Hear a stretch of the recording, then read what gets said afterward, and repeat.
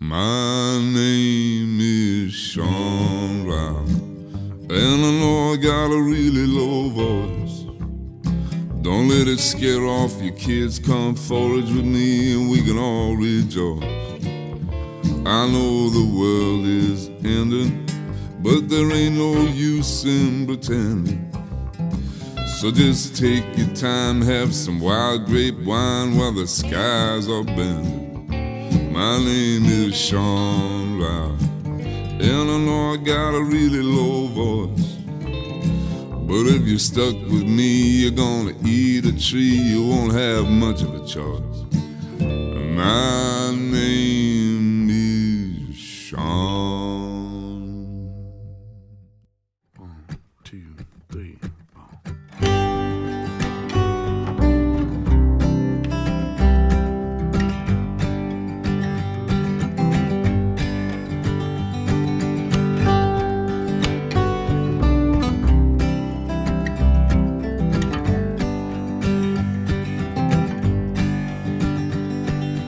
Toes that dent the sand, melancholy feelings. I am still your man, feeling is believing. Wars coming to my dreams, they needle me awake. Hey everybody, I'm Sean Rowe, and thank you so much for joining me once again for another episode of Can I Eat This? I am here on this beautiful day in late May, and I want to introduce you to a plant that I feel has been wrongly maligned in American culture for a few reasons, and that is this plant right here called common milkweed. Now, common milkweed is a native plant, and that means that it is indigenous to this area. You're really going to find it mostly in open areas like this big field or on forest edges. I just wanted to give you an idea about how milkweed is underappreciated, because it seems that these days, at best, milkweed can be appreciated in some circles by its relationship to monarch butterflies.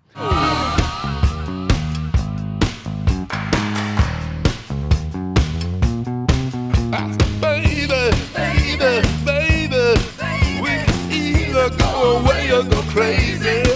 I said, baby, baby, baby, we can either go away or go crazy. I said, baby, baby, baby, we can either go away or go crazy.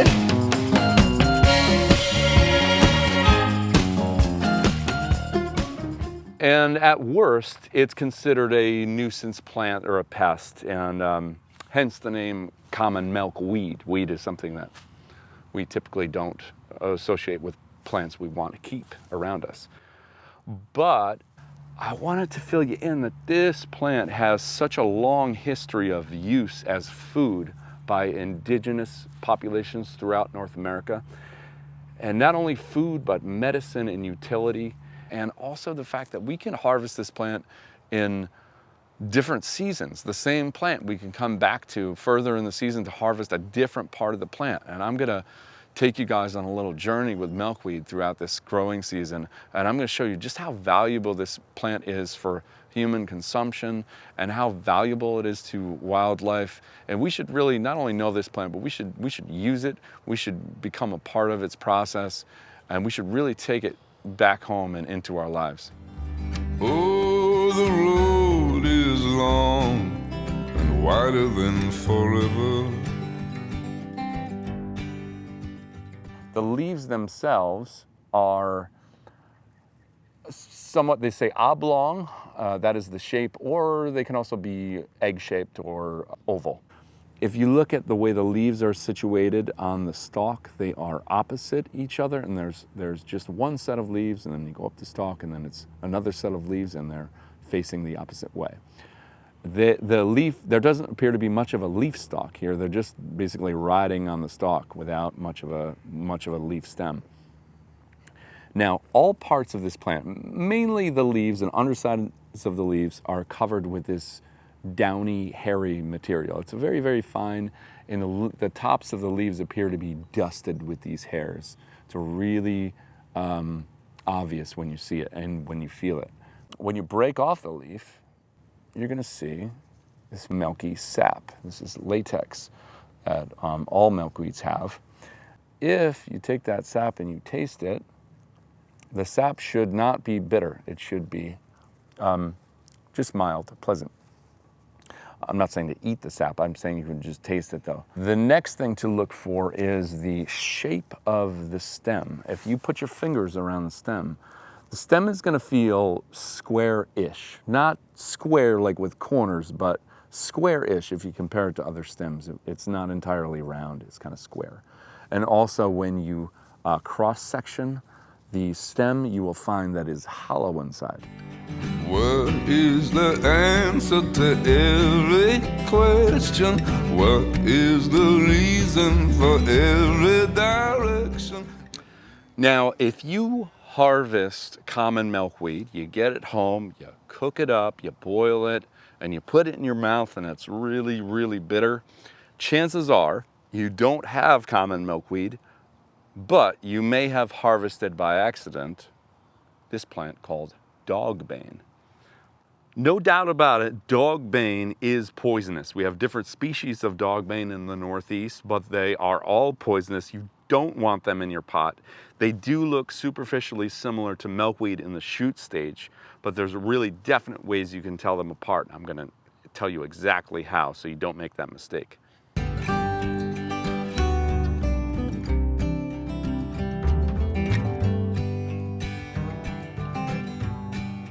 Now the first way, just by looking at the stalks, you can see that, and you can feel that common milkweed has squarish stems and common dogbane has round stems. Also on the stalk, on common milkweed, you'll notice that it's just a basic overall lime green color, whereas common dogbane has this powdery substance called bloom on it that you can actually just rub off.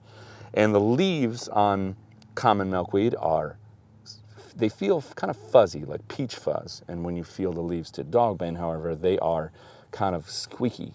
There's a clean feeling to them that common milkweed does not have. Now, if you were to do a cross section on the plant, you would see that clearly common milkweed has squarish stems and the stems are hollowed inside. There's a hole in there, whereas common dogbane has a completely solid stem when you cross section it.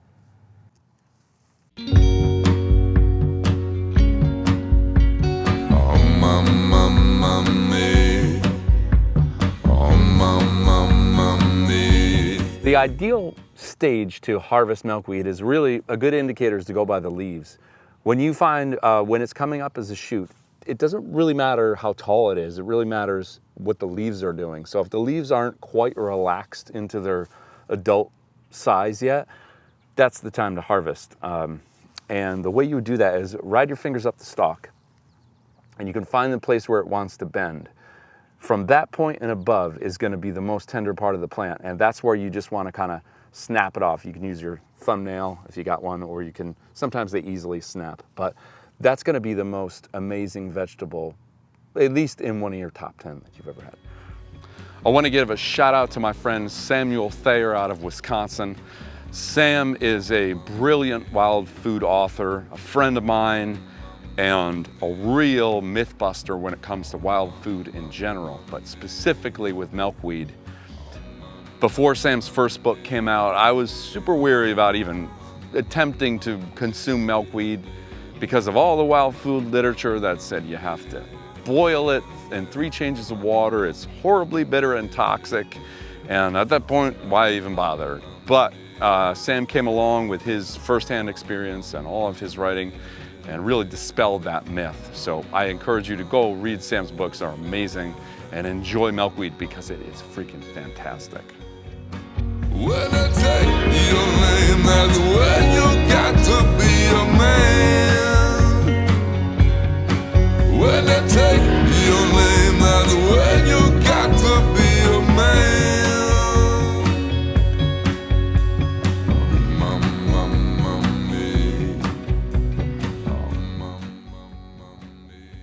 What I want to do is show you how that you can incorporate wild food into cultivated food that you would get from the store. So you don't have to go crazy and, you know, come up with all wild food all the time. I don't do that. You know, I have a mix of things, but I do want to add in some more wild components to this dish that I'm going to do with the milkweed.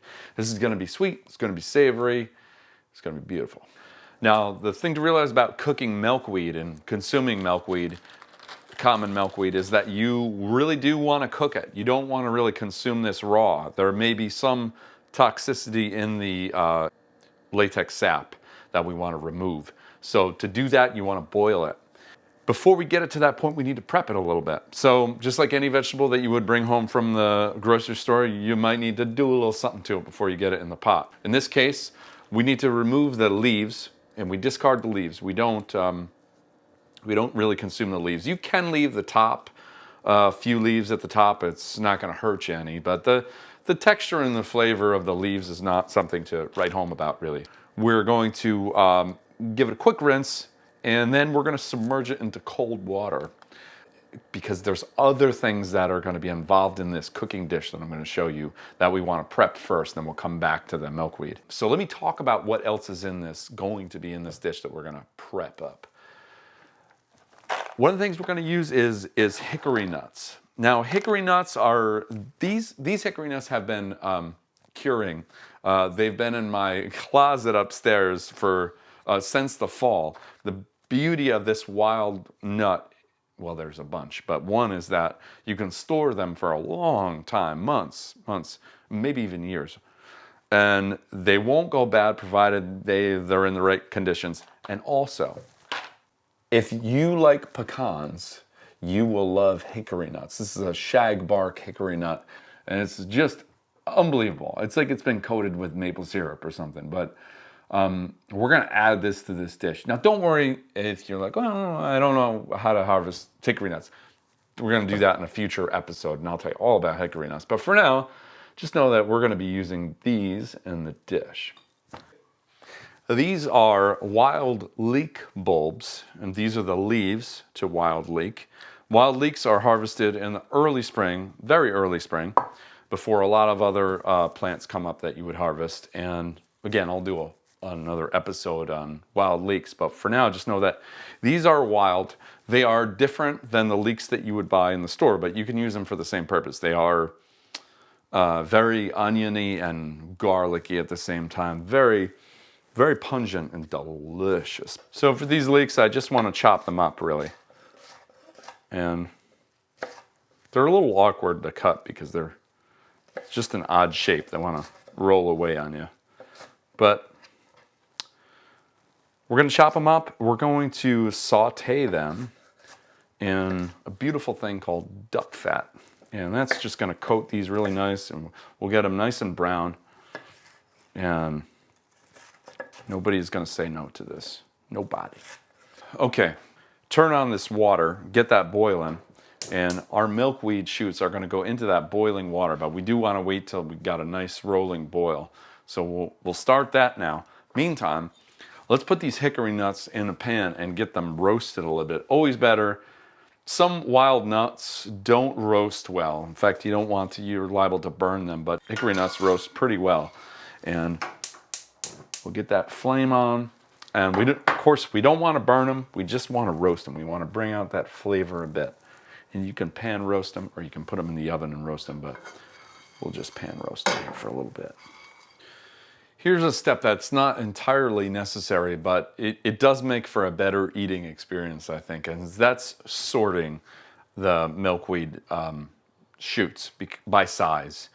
And the reason I do that is because if you think about it, when you boil a vegetable like this, the thickest part is going to take the longest to cook. And because of the shoot, how it tapers, and as you go up to the top, it tapers down, so it gets smaller and smaller.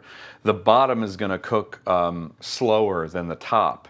So I like to cut them in half, and I'll put the lower half in first for maybe a minute, and then I'll add in the rest. The only thing I want to do with these wild leeks before we just let it set and do its thing, is add in a little bit of salt and pepper. So just have a little bit of salt and pepper. I'm going to add that in there. Now these leeks are starting to soften. I'm going to add in a little bit of maple syrup, and it's going to help with the caramelization, and it's just going to help with the flavor, especially when we put those shagbark hickory nuts in there. It's going to be delicious. I'm also going to put in a little bit of apple cider vinegar just to give it a little kick, a little acidity there to cut the sweetness and just to balance it out a bit. I just think that would be good. Just a little bit. I'm going to add to the outside. All right. Well, these are getting good. Now that these leeks have started to caramelize, we can add in the shagbark hickory nuts, and we're going to turn it off at this point because I don't want to cook. I don't want to burn the hickory nuts. But this is going to be so good. Give that a stir.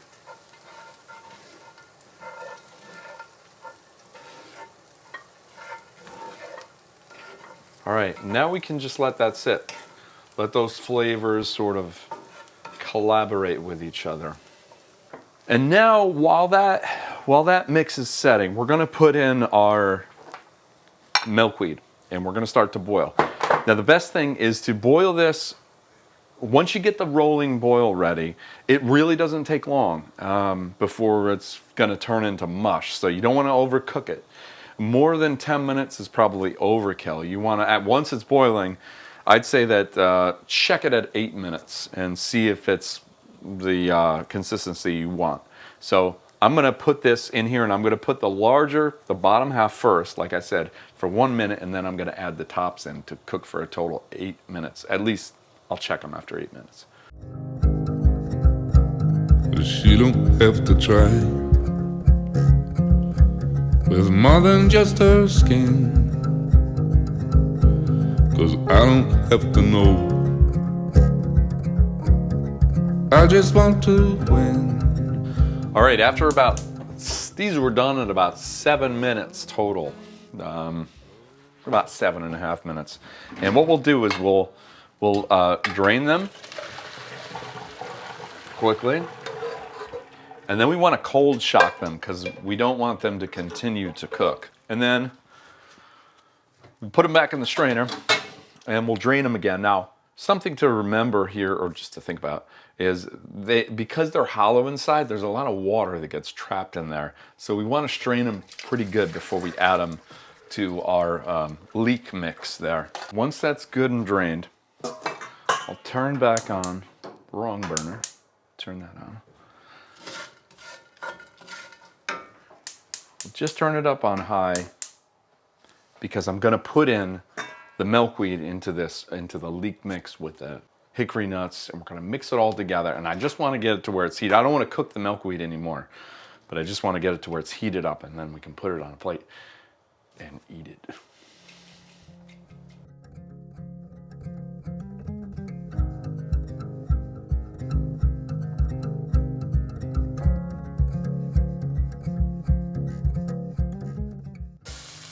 All right, so I'm going to start plating this.